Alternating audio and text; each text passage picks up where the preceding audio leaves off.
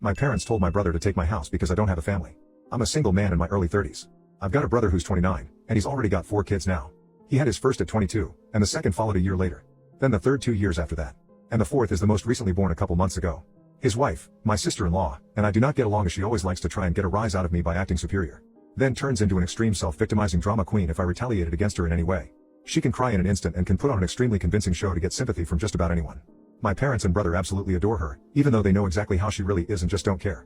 She's very good looking, I'll give her that. But she's so awful that I could never be attracted to her. She also refuses to get any sort of job, even though she has a college degree, and my mother willingly helps with the kids all day. So their finances are entirely dependent on my brother. This also means they can't afford to live anywhere but my parents' house. And privacy is a bit of an issue with all of them under one roof in a 3-bedroom house that was built in the 60s.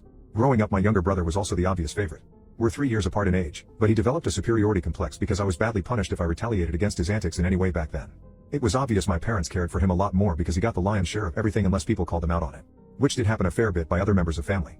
Which is why my parents packed us all up and moved us about 150 miles away from them, so they generally would only see us on holidays since it was a 3-hour drive. My brother got physically abusive towards me on a number of occasions, flirted relentlessly with my first girlfriend to the point she broke up with me, and laughed at any misfortune I had. And my parents just told me to suck it up whenever I was upset about it. I only got equal treatment when my parents wanted to keep up appearances. I admit it was rather funny to see the looks on their faces whenever they had to treat me equal to my brother on birthdays and Christmas because other people were present. We had relatives that were very nosy, and loved gossiping drama. So my parents did their best to hide what was really going on, and threatened to take all my stuff away if I didn't keep my mouth shut. If anything, it just made my parents celebrate more when I turned 18 and moved out because it meant they no longer had to provide for me. I wasn't even done with high school yet when I moved out. But couch surfing was far better than living with them. I was low contact ever since leaving home. They didn't even show up for my high school graduation. But I really didn't care. From that point on, I would usually only see my parents and brother on holidays like the rest of the family. The start 2020 pandemic was not kind to me. I lost my job, and couldn't renew the lease on the condo because my roommate also lost his job and neither of us could afford the place on unemployment money. It was a rented 2-bedroom condo that I really loved. As the lease was ending, my roommate left early to move back in with relatives, and I had to sell nearly all of my stuff because I was soon going to be homeless if I didn't downsize to an extreme. I really shouldn't have rented a place that was so expensive. But I liked living the high life. Until that life wasn't kind to me. And I realized I should have been living somewhere far cheaper so I could have saved more money to fall back on. But I had a plan. I own a truck simply for the fact that I've always loved trucks, so I found a $1,000 camper in good shape and put it on my truck just so I could live out of it for a while. It was supposed to be temporary, but I ended up living out of it far longer than I ever thought. I originally was hoping to be able to live out of the camper at my parents' house, where my brother and his family still reside as well. But when I asked my parents to let me stay for a while, they told me they had a full house, and didn't want me there. Plus, we hadn't exactly gotten along in the past decade. They said they'd only agree to let me park my camper there if I paid them basically what it'd cost to rent an apartment in my area. That was way too much just to park my camper. I was jobless and trying to save as much of my unemployment money as I could till I could find a new job. I may as well be living in an apartment with that rent price they were asking. My parents called my camper an eyesore and told me to take a hike since we couldn't come to an agreement. And sister-in-law thought it was absolutely hilarious I had to live in a camper. My brother joined her in pointing at and mocking me while calling me a homeless bum. I parked my truck/camper in a store parking lot to sleep on the first night that I had nowhere else to go. I felt scared out of my mind that someone might try to break in. Suffice to say I didn't sleep well that night. There was nowhere else I could go as any other relatives that owned houses were fairly far away, and all my friends were all apartment people. And I was pretty attached to my area as well. So I didn't want to just leave. I'd also had my mail forwarded to a friend's apartment. It was the only way I could still get my mail anymore. Finding a stable place to park was pretty difficult. I went looking around to try and find a job similar to my old one. It took months of living the nomadic camper life. In that time, I had to deal with a lot. Everything from beggars and drug addicts, to people demanding I leave because my camper was an eyesore. At one point someone who told me to move claimed to be with an HOA. I wasn't even parked on a street with houses. And when I questioned what HOA, they got incredibly belligerent and threatened me. I moved my camper anyway just to avoid the trouble. In order to have a steady supply of electricity, I learned to use a long extension cord to plug in anywhere I could to recharge my camper batteries. This meant sneaking around and plugging it into an outside outlet of a random building while parked on a street. I know that's a crummy thing to do. But I had to keep my batteries charged so my refrigerator would stay cold. I had a small solar power bank for recharging my phone. But I didn't have anything like a generator. And generators are noisy and require fuel anyway. So I did what I had to do. After months of living like that, I finally managed to get a new job. I had to move to the neighboring city to find a job that didn't involve retail. I worked retail while in college and promised myself never again. Though I was nearly ready to break that promise. I was still getting unemployment money. But I had no stable place to live while receiving it. And I didn't want to still be jobless when it ran out. Plus I was bored out of my mind. I had little else to do but read, watch movies on a small portable DVD player, use my phone or laptop, and keep note of where I could park and what local public bathrooms I could use. I kind of envy that the Japanese have public bathhouses. We could really use stuff like that over here. When I finally landed a new job, I practically lived in the back lot of the building by the warehouse in old employee parking spaces literally no one else seemed to bother using because they were so far in the back that the area was borderline forgotten. My boss/company owner actually liked this arrangement because I was willingly available to take any shift I could get, so long as I had enough sleep. He even let me take the camper off my truck and set it up in one of the spaces so I could drive around without it. Not exactly sure if this was legal, but no one bothered us about it. The entire time I lived back there, I didn't have to deal with many trespassers. There were a few, but the security guards escorted them out. I was pretty much on call almost all the time when they needed me, and was working virtually every day of the week. My boss let me plug my camper into the building for power and water, and I paid a small amount of rent by working for free on Sundays when no one else was in the office but the janitor and security guard. Beyond that, I usually had to shower at a friend's apartment, or at my local gym as the camper didn't have a shower in it, and only a portable toilet. And I didn't want to fill it because emptying it is a nasty chore. So I used other bathrooms as often as I could. I had a key to the warehouse, and could go in to use the bathroom there at any hour. I was even on a first-name basis with the night security guard. He's since become one of my closest friends. The camper was easy to heat in the winter with a small electric heater. Summers were not fun though. The camper didn't have AC, so I had to get a used portable air conditioner just to make it bearable. I made a lot of overtime pay, and hands-on learned some new skills from other employees. Eventually, midway into this year, I landed a better position in the company as a supervisor, and started making a better salary than my old job. That's when I decided I wanted a house. The scare I'd gotten from losing my condo made me realize I needed something much more stable for the long term. I looked around for something close to my work, and just 2 miles away found a 3-bedroom manufactured home on a small property. But I managed to get it for $10,000 less than the asking price somehow. I used nearly my entire savings for a down payment and got approved for a home loan. I finally didn't have to live in a camper anymore. There was enough space for me to back my truck in behind the house to take the camper off to set it up in the backyard. So I put it there as its own little building just in case I want to use it again. When I was fully settled in the house, I was dumb enough to brag about it on my book of faces. My family saw the post, and that's where this stuff really starts. After a few weeks, my parents and brother along with his family came to visit completely unannounced to have a tour of my home. I didn't even give them my address. So how they found out where I live, I still don't know. None of my friends have fessed up, and no prior family members visited me before that. So I wonder if they stalked me at work and followed me home or something. It really wouldn't surprise me. Once I opened the door, they practically all shoved their way in like rambunctious tourists. Then just started making themselves at home. They all kept poking around, and sister-in-law had this creepy smirk that she was repeatedly flashing me. And it was only later that I figured out why. And it made me madder than a bull on steroids that just got stung by a hornet. My parents were constantly talking about how I've got so much extra space now. And it's too much for someone like me who has no wife or kids. Sure, not now. But maybe someday. And my brother kept remarking about how there was more space than our parents' house, and my house was closer to his job too. Red flags all around, I know. Eventually my brother asked me to speak privately. Everyone else suddenly left the room and piled out onto the front porch. That's what finally made me realize they planned something. My brother, let's call him Dan for the sake of simplicity, said the house was too much for me alone. And I should let him move in with his family because his wife is pregnant with kid number 4. And my house is much closer to his job. He pointed out that I already have the camper, so I could just live in that outside while they live in the main house. And I'd like to point out that Dan never once spoke of offering rent. Mind you, he's got a good job. He also started talking about how there would be changes, and even curfews. And that I couldn't just walk in at any time without prior notice. If it weren't my brother, I'd think the person I was talking to had lost their mind. But Dan lost his marbles long ago thanks to our parents treating him like he was the center of the world. I tried to speak, but he kept talking over me as if I had no say in the matter. There was no way in hell I'd rent my house or parts of my house to him. Other people maybe, just so I can pay the mortgage off more easily. But certainly not him, or his nasty wife. I've heard of this exact kind of situation in videos online many times. And never once did I think I'd actually live it because I thought it so ludicrous. But my parents, brother and sister-in-law do all fit the bill for a bunch of narcissistic entitled crazies. So I picked up my phone and set it to start recording. Then just held onto it. Dan didn't even seem to care or notice that I'd done this, and just sat there with his arms waving around while talking about all the reasons of why he needed my house. Then went from saying that to acting like it was a done deal and trying to reach out his hand to shake mine. That's when I finally showed my backbone and said hell no. And I said it loud enough that Dan stumbled backward for a second. I'd rarely ever raised my voice to him on that level because I was punished by our parents whenever I did. But this was my house, not theirs. My spine can be as shiny as it wants here. I stood up and then told him that my house was not up for grabs. And acting like I'll let him move in just because they want it, won't make it happen. I bought my house for me, and it's not my fault he keeps having more kids and has to keep living with our parents because he can't afford to move out. Dan got as physically close to me as he could without actually touching me and said that I didn't deserve the house, and he needed a better place for his family to live. I laughed back in his face. And said that was total bull because I worked hard to be able to buy my house. Of course I deserved it. Dan started yelling that I have no wife or kids, and I don't need all the space. So I may as well give it to him. I said I'm not giving him anything. And he never even offered to pay me rent. If I let him move in, I'd still be covering the entire mortgage on my own house without even being able to live in my own house.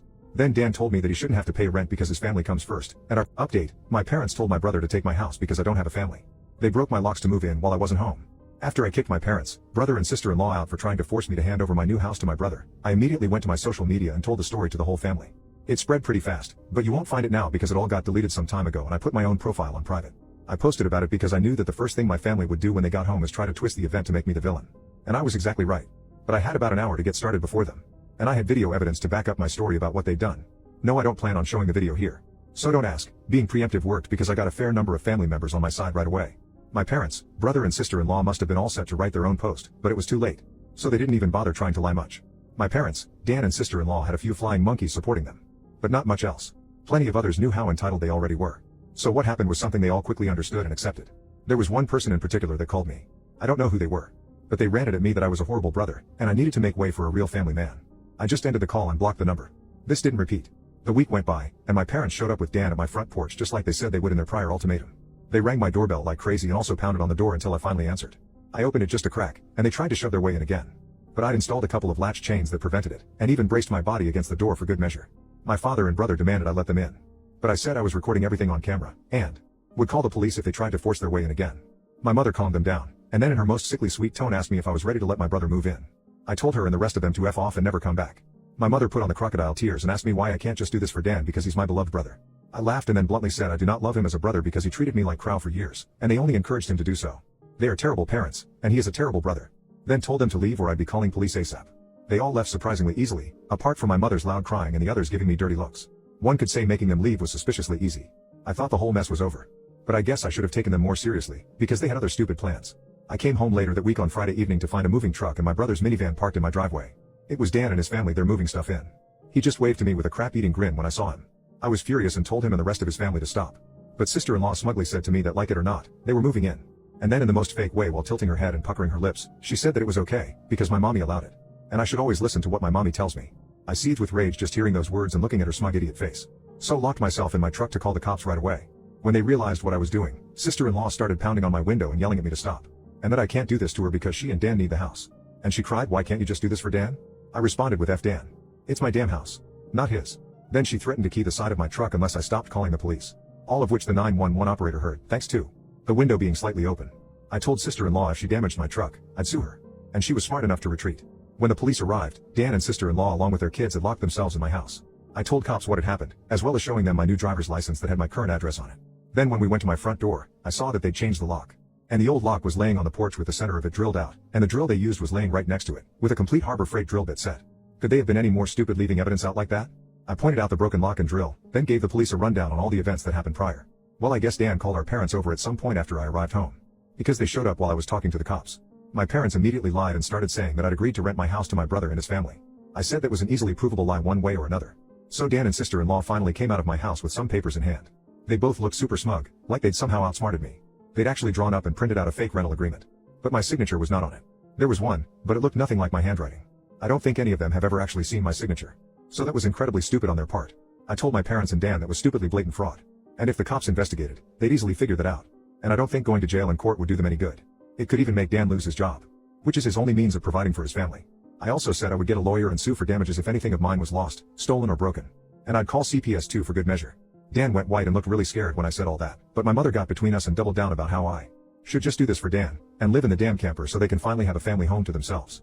I yelled at her that if she thought it was such a good idea, she could do it for Dan herself and let Dan have her house to himself instead. The cops separated my mother from me and I said I wanted them all out right now, or I'll press charges. I stated in a shout about how they drilled out my front door lock to break in. The lease papers were obvious fakes, they badly forged my signature, and I have recorded video of sister-in-law attacking me. Those are felonies I could F over their lives with if I wanted. And if they didn't leave, that's exactly what I'd do. The only reason I hadn't already was for the sake of Dan's kids.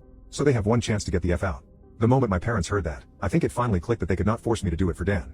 My mother surrendered and said she'd put an end to this. Then she went over to sister-in-law and spoke with her quietly for a minute while my father spoke to Dan. Sister-in-law instantly started loudly crying and ripping up the fake rental papers into tiny bits and tossing them like confetti, only to have an officer tell them to pick up the bits of paper or he'd cite them for littering. Both of the cops at this point had the I don't get paid enough for this looks on their faces. Dan had to start telling his kids to load their stuff back into the moving truck. The kids were all crying, and the eldest was sobbing that he won't get his own room now. Sister-in-law and Dan gathered their kids up to try and make one last pathetic attempt to guilt me with the sad family routine. You know, where they all gather together in a sort of group hug while all facing one direction. I swear, I think they'd practiced it beforehand. All of the kids had the same pleading look with quivering mouths. Sister-in-law kept rubbing her pregnant belly and tilting her head to look like a sad puppy, and my brother just made the saddest face he possibly could and said, please don't do this. We need to be able to live here. But I didn't falter and told them to keep packing. All the kids and sister-in-law turned the crying up to 11, and Dan yelled at me, are you satisfied with yourself? You've denied us a home because you're too selfish to share and help out family. I ended up laughing like a maniac and retorting that what he was trying to do was taking, not sharing. And no amount of crying will make me let his family move in because he's no brother of mine anymore. He's just an entitled prick who thinks he can take whatever he wants from me like when we were kids. Dan started F-bombing me until the cops told him to cool it or he'd be in cuffs regardless if I wanted to press charges. He sucked in his lips and looked a mix of afraid and supremely pissed off. I asked the cops if they could stick around until my parents, brother and sister-in-law had all left. And they said they had no intention of going anywhere until this had been resolved. In fact, in the next few minutes 2 cops became 4 as more drove in for whatever reason. That gave my parents some extra incentive to get moving. I made Dan give me the keys to the new lock he'd put on my front door. Though I got another lock the next day anyway because I didn't know if he had copies of the keys or not. He was really reluctant to hand them over. Then instead of handing them to me, he actually threw them down the street and into a storm drain while saying to go get them myself. But one of the cops scolded him for that and made him go get them. He had to pull the grate off just to get at them. And he got pretty dirty in the process. When he got the keys back, he just grumbled then slammed them down into my hand. I then told them all to leave and never come back. My mother said I'd be disowned for this, as if that were some kind of threat to me. And I voiced that to them. Then in an overly sarcastically I said something along the lines of, "Oh no. That means I won't get to come to any holidays with you guys where I always get treated like crap by you all anyway. Because Dan has always been your obvious favorite. You treated all me so badly when I was growing up that if Dan ever needs an organ donor, I wouldn't give him anything. So do like you always told me to do when I was mistreated by all of you, and suck it up." Final update, my parents told my brother to take my house because I don't have a family. I decided to wait on making an account and posting until after the new year, just in case more stuff happened. And it did. As previous readers know, my sister-in-law was making passive-aggressive posts on social media that were obviously directed at me. Especially after sister-in-law had her 4th baby in November. She was posting the same repetitive nonsense over and over again. She just found semi-clever ways of rewording it. But she pretty much kept regurgitating that she was tired of living with my parents, that there isn't enough space, she needs her own house, blah blah blah. I know I sound dismissive. But live through what I have with these people and you'd be ready to sarcastically play tiny violins in front of them too. They're just that bad. And since I waited until January to make an account, more happened just like I thought. I stated before that I'd invited half the family for a Christmas Eve party at my house. And everyone I invited all came, even though it was a fairly long drive of around 3 to 4 hours for them. But they wanted to come and show me their support. I was praised by them a lot for how hard I'd worked to get a house on my own, and that they were sorry for everything I'd went through. I was asked why I didn't just take my camper and drive the 3 hours back to them, instead of living pretty much homeless for so long.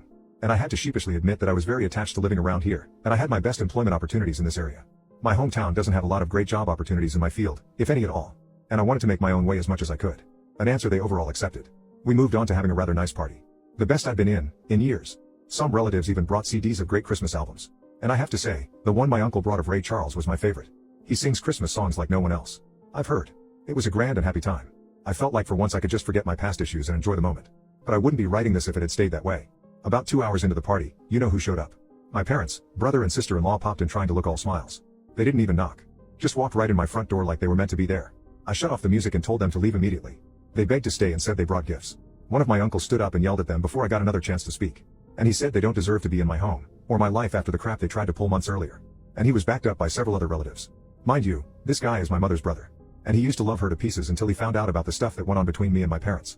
My grandparents, mother's parents, as old as they are, hurriedly got in between us and said to my parents that if they want to make amends with me, it's far too soon. And they've never been more disappointed in them than they were this past year. They'd hidden their favoritism for my brother from prying eyes for a long time. But no one was fooled anymore. And they needed to make a serious effort to try and actually treat me like a son if they ever wanted to be in my life again. Then they turned to Dan and sister-in-law, and said they've seen the repetitive nonsense sister-in-law keeps posting about. They're tired of it, and to just let it go already. My house will not become their new home. Sister-in-law went back to her old standard of crying, and had a pity party about how she should be the one living here, and not me. She plopped down in a chair to have a tantrum and say it wasn't fair I got this house to myself when I have no family of my own, and she has 4 kids that need more space. And she just wanted a better place to live in and feel like a real mom.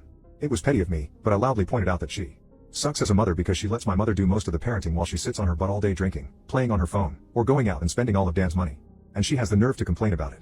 I even joked that I'm surprised her baby doesn't get drunk from her breast milk since she drinks so much booze. Which I admit went a bit too far as I got some stares. And sister-in-law demanded to know if I was calling her a bad mom. I said the evidence speaks for itself.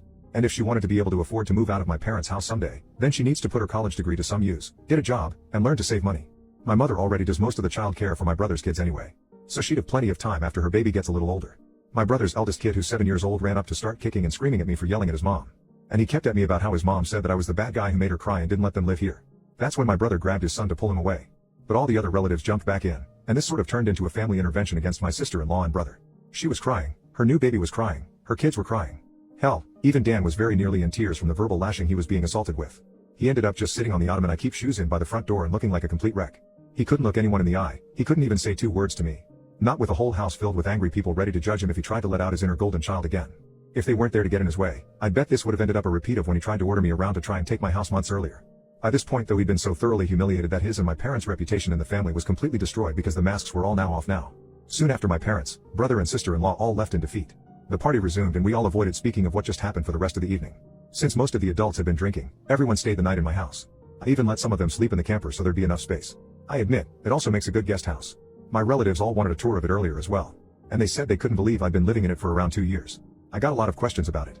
Like what summer and winter was like, and so on. I was up earlier than everyone else Christmas morning, and had a fresh pot of coffee and some ibuprofen for those spiked eggnog hangovers a few of them had. I was complimented on being a way nicer host than my parents ever were, and we all agreed to do this again next Christmas. After Christmas, sister-in-law did finally stop making posts that were obvious digs at me, and deleted all of the old ones as well. But shortly after the new year, she more recently made a new post complaining about how she tried to convince my parents to get a camper like I did, so it could be set up in the backyard so Dan and his family could use the whole house as their family home. Well, the taste of one's own medicine is never fun. Because my parents turned that idea down, vehemently I hear. No one is going to push them out of their own home, let alone their master bedroom. The post was only up for a couple of days before sister-in-law removed it. And she has hardly posted anything since then. She loves to complain. But if a tree falls and no one is around to hear it, can it still complain? Sister-in-law, I guess, has realized there's no point in doing it when no one hears her anymore. And Dan can't afford to move his family out on his salary alone anytime soon. If they end up expecting another child in the next few years, I won't be surprised. Things mellowed down for me since then. And I've even invited friends over for a poker night. I suck at poker because I can never remember a damn thing about it. But so what? We get to drink beer and eat junk food while being merry idiots. We all loaded up on Whoppers from Burger King and just had it at the best way 4 grown men can when they just want to have a good unadulterated time and get pissed drunk. I think maybe around summer I'll look into possibly dating someone. I'm not exactly getting younger here. Fingers crossed that goes well. My camper just sits idle in my yard now. And I admit, there were some days I went out there just to spend time in it. I did live in it for 2 years. It's like my second home. And maybe one day I'll actually get to use it for camping, like it was meant to be. I've never been camping. My parents considered it a waste of time. So it'd be a completely new experience for me. This pretty much marks the end of what happened. My parents, brother and sister-in-law have all been staying very clear of me. In fact, they seem to have gone back to acting like I don't exist, like they did before I bought a house. Not like that bothers me at all. It's better that way. But they'll inevitably come back in some way. I know they will. I just wonder what kind of stupid thing they'll do next.